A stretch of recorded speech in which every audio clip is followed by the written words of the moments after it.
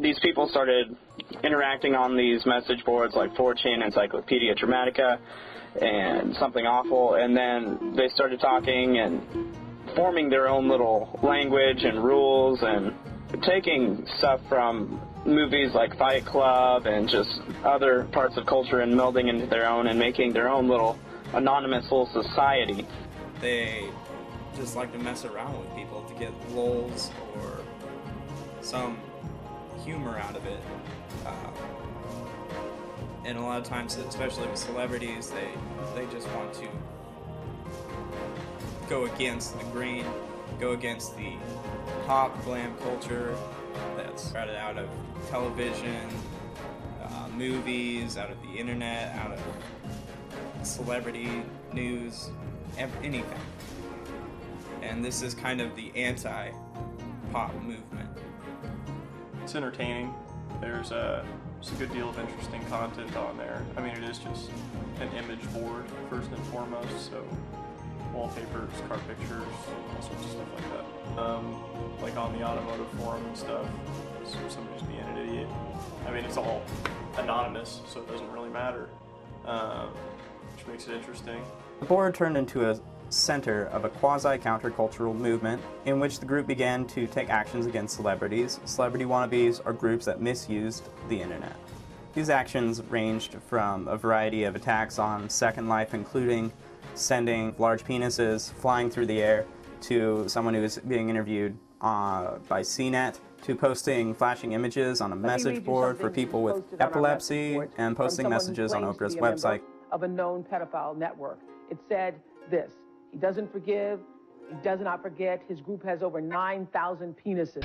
I think it's a privilege to call yourself a Scientologist. Anonymous ballooned when there was this video posted on YouTube of Tom Cruise, and he's talking about Scientology. He seems a little smug and arrogant about Scientology, and these people on these anonymous message boards loved it and made fun of it and spread it around everywhere on the internet, like they have done with a lot of other news that they find funny, that they can get lulz out of. The Church of Scientology tried to have it removed, which really infuriated Anonymous. You know you're the only one that can really help. But that's what drives me, is that I know that we have an opportunity.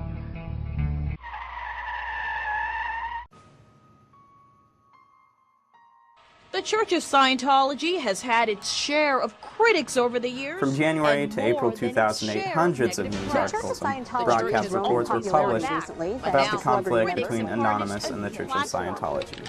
In the media, the portrayal of Anonymous varied greatly.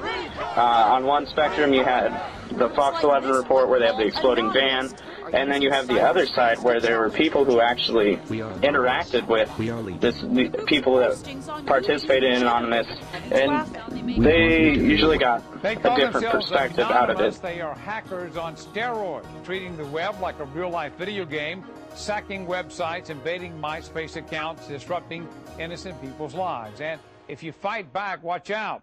Fushman tracks down the hacker gangs in this Fox 11 investigation. Destroy. Anonymous has even threatened to bomb sports stadiums. I believe they're domestic terrorists. In terms of actually like sort of dealing with the subculture as a whole, I think that there really wasn't much Dear Fox News, out there. It has come to our unfortunate attention that both the name and nature of Anonymous has been ravaged, as if it were a whore in a back alley, and then placed on display for the public eye to behold. Allow me to say quite simply, you completely missed the point of who and what we are. There are people on there, I mean, they can get addresses, websites, telephone numbers, names. They probably get like social security numbers. I mean, so if they really want to go after someone, I mean, they can just annihilate them.